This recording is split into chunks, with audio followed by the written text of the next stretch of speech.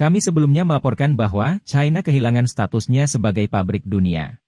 Meningkatnya jumlah kontainer kosong yang menumpuk di pelabuhan-pelabuhan China mengkonfirmasi hal ini. Ini adalah pelabuhan Yangshan saat ini di Shanghai dengan gunungan kontainer yang menumpuk.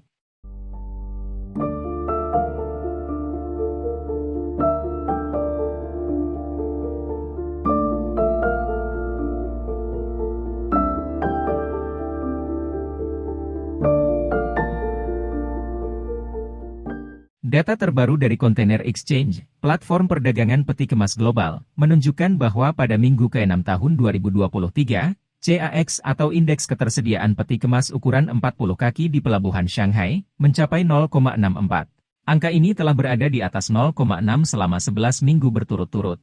Nilai CAX yang lebih besar dari 0,5 mengindikasikan adanya kelebihan peralatan peti kemas. Tidak hanya di Shanghai, fenomena penumpukan peti kemas kosong juga terlihat di Guangzhou, Shenzhen, dan pelabuhan-pelabuhan besar lainnya di China. Jumlah peti kemas kosong di pelabuhan Shenzhen, Yantian pada awal Januari telah mencapai rekor tertinggi sejak Maret 2020, dengan peti kemas kosong yang ditumpuk di 6 hingga 7 tingkat. Jalan yang dulunya padat sekarang kosong, truk-truk diparkir di seluruh tempat parkir. Platform informasi pelayaran China melaporkan bahwa kemungkinan besar akan memecahkan rekor tumpukan peti kemas kosong terbesar dalam 29 tahun terakhir, sejak pelabuhan Yantian dibuka. Pada bulan Desember 2022, kontainer kosong di pelabuhan Nansha Guangzhou sudah mencapai 2 kali lipat dari kapasitas penyimpanan normal, mencetak rekor baru untuk nilai kontainer kosong tertinggi sejak wabah di China. Situasi ini dicatat oleh The Wall Street Journal, yang melaporkan pada tanggal 2 Maret 2023, bahwa pengiriman dari pelabuhan-pelabuhan di China telah melambat secara signifikan. Dengan kontainer kosong yang menumpuk di dalam truk tanpa muatan, diparkir di jalan raya yang mengarah ke terminal utama. Seorang pengemudi sedang menurunkan kontainer yang penuh dengan lemari dapur di pelabuhan Shenzhen, mengatakan kepada Wall Street Journal. Ada 16.000 pengemudi truk yang terdaftar di sini, tetapi hanya 3.000 yang bekerja. Saat ini mungkin adalah tahun terburuk yang pernah kami lihat karena orang Amerika tidak lagi membeli barang China. Media di China juga tidak bisa lagi menghindari masalah ini. Operator terminal pelabuhan Shanghai baru-baru ini mengatakan kepada media di China, terminal-terminal penuh dengan kontainer kosong, banyak di antaranya sekarang ditumpuk di Taitung, Provinsi Jiangsu, sebuah tempat yang tidak pernah terlihat selama bertahun-tahun. Kontainer kosong di pelabuhan Shanghai semuanya menumpuk, dan banyak di antaranya telah dinyalakan di provinsi. Fenomena kontainer kosong yang menumpuk tidak hanya di pelabuhan Shanghai, tetapi juga di semua pelabuhan besar di China. Anda mungkin ingat bahwa pada tahun 2021, sulit untuk menemukan kontainer di China, dan pada saat itu jika Anda mendapatkannya, itu berarti Anda akan menjadi kaya. Karena pada saat itu, China memiliki banyak barang untuk diekspor. Sekarang kebalikannya, terlalu banyak kotak kosong. Itu berarti ekspor telah melambat dan tidak banyak kargo yang bisa dikirim. Kami jarang bekerja lembur lagi. Ketika kami bekerja lembur sebelumnya, biasanya 12 jam kerja dan 12 jam libur, tapi sekarang 12 jam kerja dan 24 jam libur.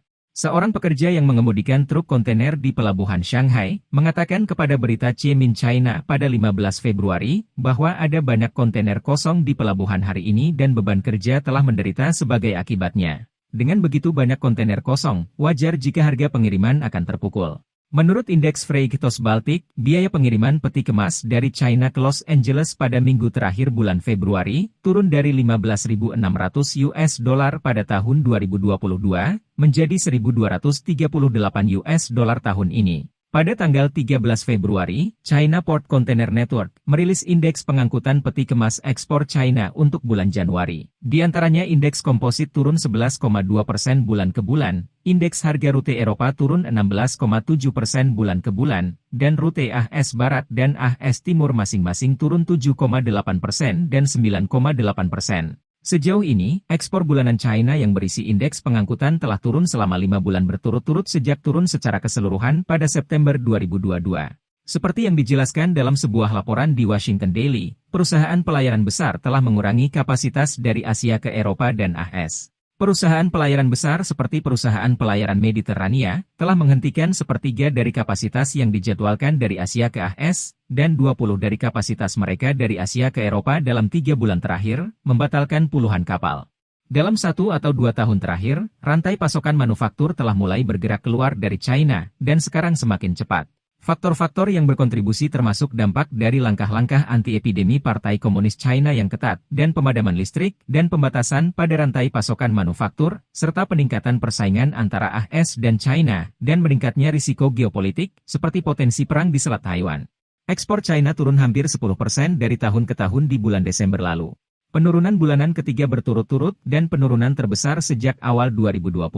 Ekspor telah melanjutkan tren ini hingga tahun 2023. Partai Komunis China secara resmi mengakui hal ini. Direktur Jenderal Departemen Perdagangan Luar Negeri Kementerian Perdagangan China mengungkapkan sektor perdagangan luar negeri pada konferensi pers yang diadakan oleh Kantor Informasi Dewan Negara pada tanggal 2 Februari, mengakui telah terjadi perubahan yang signifikan dari rantai pasokan blokir tahun lalu, dan kurangnya kapasitas pemenuhan terhadap permintaan luar negeri yang melemah saat ini, dan penurunan pesanan. Sejumlah besar perusahaan China telah merasakan tekanan penurunan pesanan yang tajam di tahun 2022, dan akan semakin terlihat jelas di tahun 2023.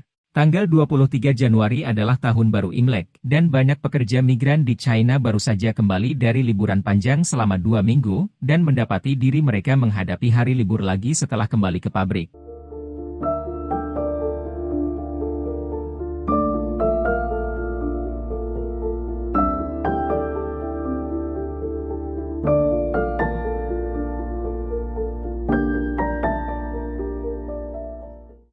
Ini adalah perusahaan semikonduktor yang didanai AS yang terkenal, ATC China di Shanghai. Perusahaan mengumumkan dalam email internal bahwa mereka akan berlibur dari 27 Februari hingga 5 Maret.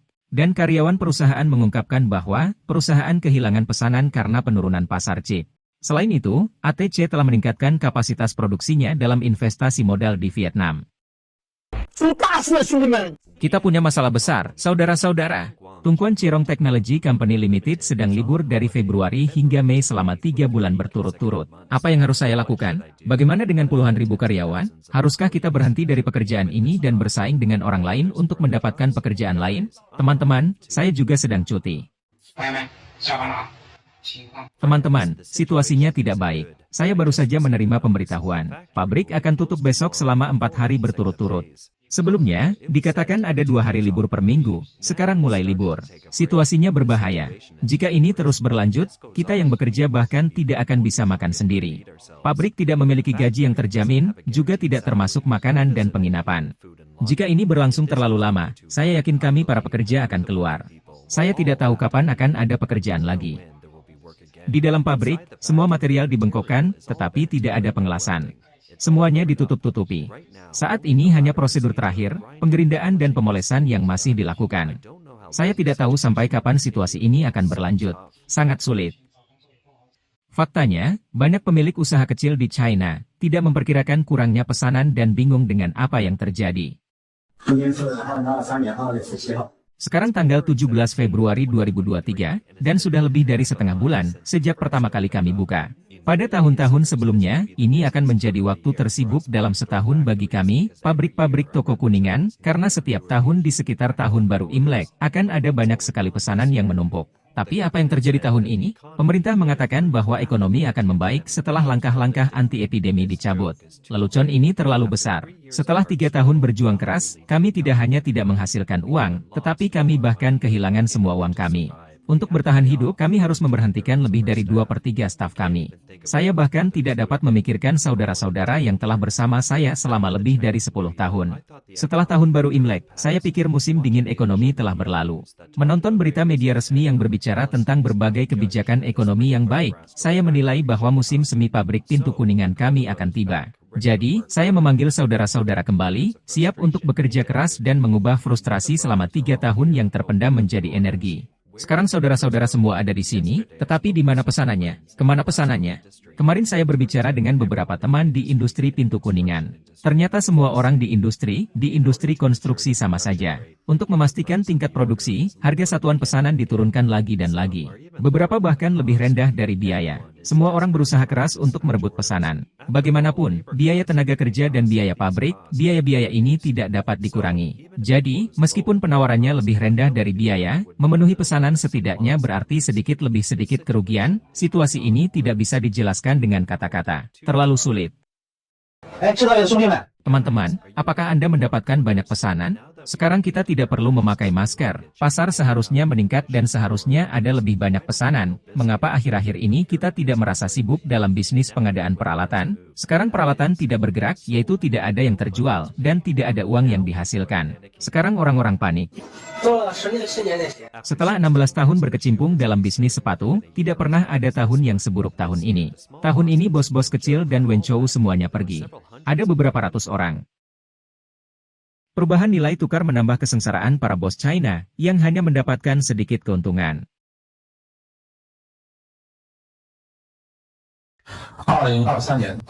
Pada tahun 2023, nilai tukar dolar AS ke renminbi adalah 6,7. Dibandingkan dengan nilai tahun lalu yang lebih dari 7, sudah turun banyak. Jika transaksi atau pengiriman didasarkan pada harga yang dinegosiasikan tahun lalu, saya yakin banyak orang akan merugi. Tahun lalu, karena nilai tukar yang tinggi, harga diturunkan dan menarik banyak pelanggan. Karena kami bernegosiasi dengan pelanggan tahun lalu, jika harganya naik sekarang, bukankah itu akan membuat pelanggan menjauh?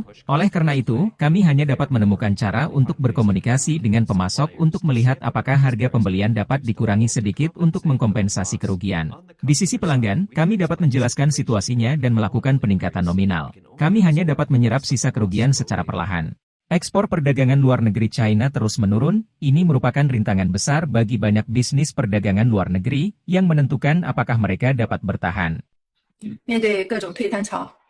Saya tidak tahu bagaimana menjalani masa depan saya dalam menghadapi semua jenis tren pembatalan pesanan. Kontrakan harus dibayar, dan pekerja juga harus dibayar, tetapi pesanan telah dibatalkan karena berbagai alasan. Meskipun saya memiliki lebih dari 10 tahun pengalaman dalam perdagangan luar negeri, ini adalah pertama kalinya saya mengalami situasi seperti ini. Fakta yang harus dikatakan adalah bahwa epidemi dalam beberapa tahun terakhir telah menyebabkan bencana. Sekarang orang-orang di industri ini tidak lagi percaya pada industri ini. Ini adalah kondisi industri manufaktur saat ini. Saya tidak tahan lagi. Saya tidak punya satu pesanan pun. Sekarang Workshop Job telah menghentikan produksi selama seminggu lagi. Sekarang kami mempertahankan lebih dari 30 karyawan, gaji rata-rata per karyawan adalah 5.000 yen. Gaji per hari ditambah biaya sewa pabrik dan berbagai pengeluaran lainnya menghabiskan lebih dari 10.000 yen per hari. Saya tidak ingin menghentikan produksi. Bagaimanapun juga, saya telah bertahan begitu lama.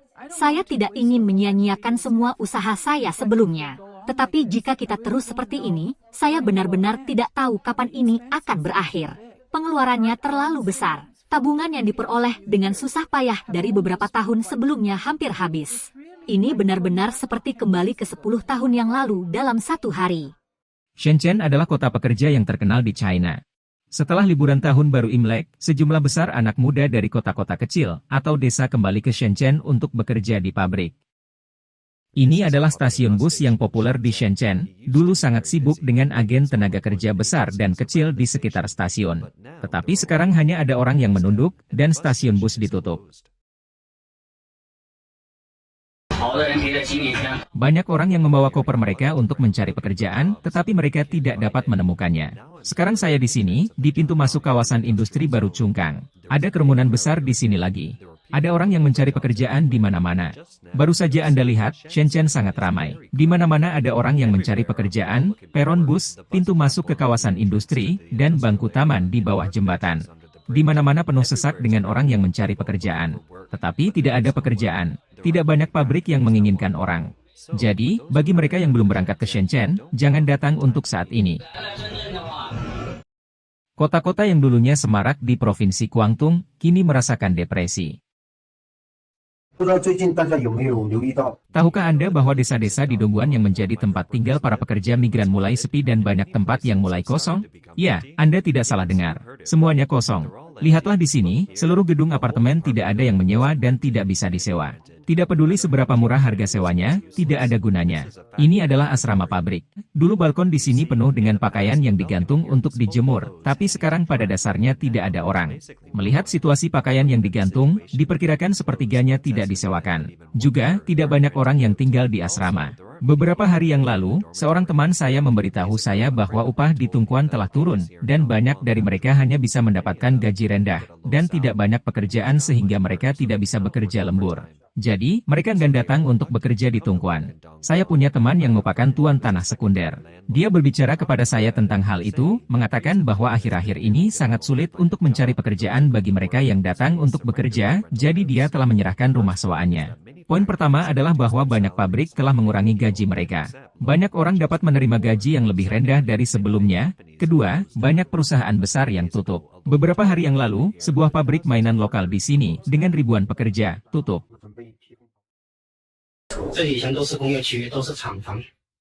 Dulunya daerah ini adalah daerah industri, penuh dengan pabrik dan pabrik. Sekarang daerah ini akan dihancurkan. Saya yakin banyak orang yang mengingat pabrik-pabrik ini. Lihat, di sini juga akan dibongkar. Area yang terlibat sangat luas. Di kawasan industri ini sangat besar. Area ini juga, bagian depan akan dibongkar, semuanya kosong dan semua akan dibongkar. Sisi itu juga akan dibongkar. Sisi ini sudah selesai pembongkarannya. Sisi itu dulunya pabrik listrik. Selain percepatan rantai pasokan keluar dari China, situasi ekonomi AS juga berdampak langsung pada ekspor China. Selama bertahun-tahun, AS dan China mengalami defisit perdagangan yang sangat besar. Departemen Perdagangan AS merilis statistik pada 7 Februari tahun ini, bahwa defisit perdagangan AS dengan China mencapai 382,9 miliar pada tahun 2022. Sekarang, orang Amerika mengalihkan lebih banyak pengeluaran mereka ke makanan, bahan bakar, dan jasa. Meningkatnya inflasi telah mengikis permintaan Amerika untuk banyak produk, membuat para pengecer mengalami kelebihan pasokan barang. Jika konsumen Amerika terus berbelanja, persediaan yang dibangun akan habis, dan permintaan impor akan berlanjut. Namun, jika ekonomi AS terus menyusut, akan lebih sulit bagi industri perdagangan luar negeri China. Pesanan sangat sedikit. Raksasa OEM Garment Shenzhou Knitting Corporation Limited telah menyusut hingga 2/3. Banyak karyawan mengatakan bahwa ada lebih sedikit lembur, dan hari libur yang lebih panjang dan banyak pekerjaan yang dihentikan. Alasan utamanya masih pengurangan pesanan. Nama-nama besar seperti Nike dan Puma menyumbang 84% dari bisnis internasional Shenzhou, dan persediaan produk perusahaan-perusahaan ini meningkat dengan cepat tahun ini. Para pelanggan ini, yang awalnya merupakan keuntungan, telah menjadi kelemahan internasional Shenzhou selama kemerosotan ekonomi. Dihadapkan pada penurunan tajam pesanan dari merek asing. Perubahan ini mungkin merupakan jalan keluar baru. Kontraksi ekonomi AS juga akan mempengaruhi pengiriman internasional. Amazon.com, Target, dan Home Depot adalah pelanggan terbesar industri pengiriman. Masa depan pelanggan-pelanggan besar ini sekarang penuh dengan ketidakpastian. Selain itu, Departemen Perdagangan AS mengumumkan pada 7 Februari tahun ini, bahwa data perdagangan luar negeri tahun 2022 menunjukkan bahwa untuk pertama kalinya sejak 2019, AS mengimpor 538,8 miliar produk dari China pada tahun 2022, lebih rendah dari impor AS sebesar 553 miliar dari negara-negara Uni Eropa, yaitu China kehilangan posisinya sebagai negara perdagangan teratas AS. Seperti yang Anda lihat, ini adalah hasil dari 3 tahun kebijakan nol COVID yang ketat oleh pemerintah Beijing, dan sumber pasokan AS telah menjadi lebih terdiversifikasi, terutama dengan meningkatnya pasokan dari negara-negara Asia lainnya.